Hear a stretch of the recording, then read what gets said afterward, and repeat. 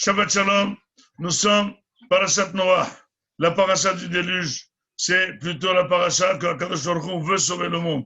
Mais les personnes qui ne sont pas, qui veulent le détruire, il faut absolument les annuler. L'homme, par la volonté de faire le mal, eh ben, il a décidé de détruire le monde. Akadosh Baruch Hu a décidé de détruire l'homme. Mais pas une destruction à zéro. Il voulait laisser un échantillon du monde en petit dans l'arche de Noé qui va régénérer le monde. Justement, avant la destruction, avant le déluge, Akadosh Baruch Hu a demandé très clairement à l'homme d'être Hosder B'Tshuva par Noah.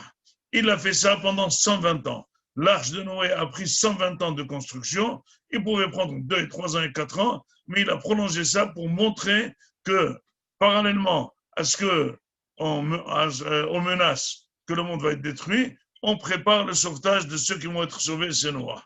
Et donc, les personnes, au lieu d'utiliser le message de manière menaçante, ils se sont plutôt moqués de Noah.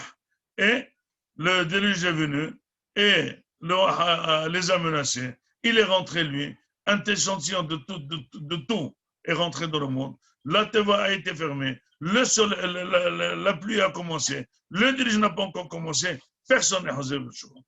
120 ans pour dire que celui qui est enfoncé dans le mal, il ne voit jamais une menace.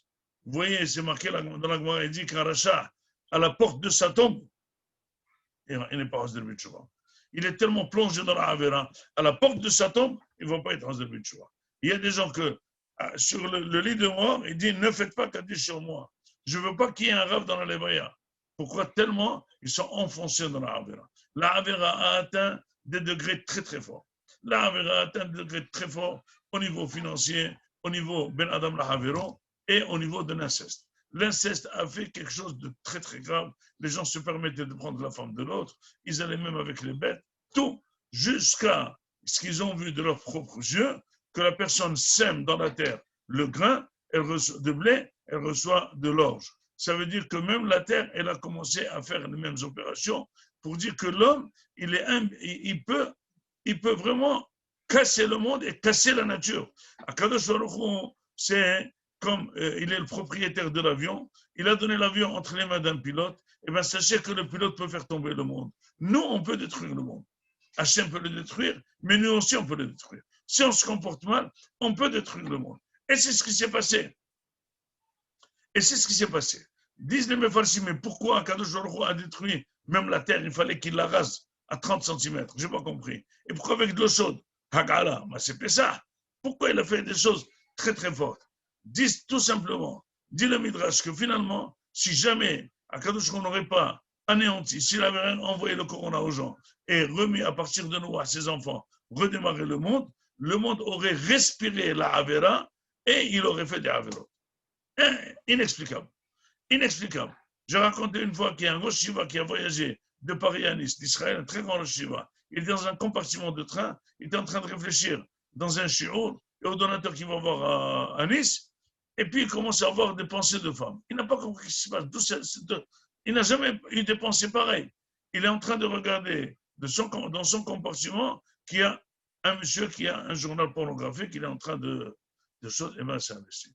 Quelqu'un qui est dans la tour, on dit que Paris, c'est la ville la plus gdoucha du monde, parce que tout celui qui vient à Kadosh, il laisse la gdoucha là-bas. C'est normal. Ne me dites pas que quelqu'un qui grandit à Bnei-Brak, quelqu'un qui grandit à Paris, c'est la même gdoucha. C'est pas possible, il peut se surveiller, parce qu'il y a l'air, il y a le Wafa de la Touma, qui est une chose. Donc à Kadosh Baruch Hu, il a absolument rasé le monde pour tout redémarrer.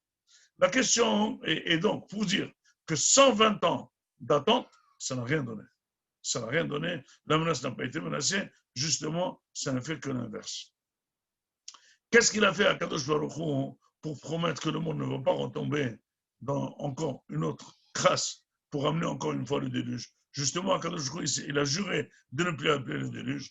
Tout simplement, disent les Mefarshim, qu'après Noah, il y a eu les saisons.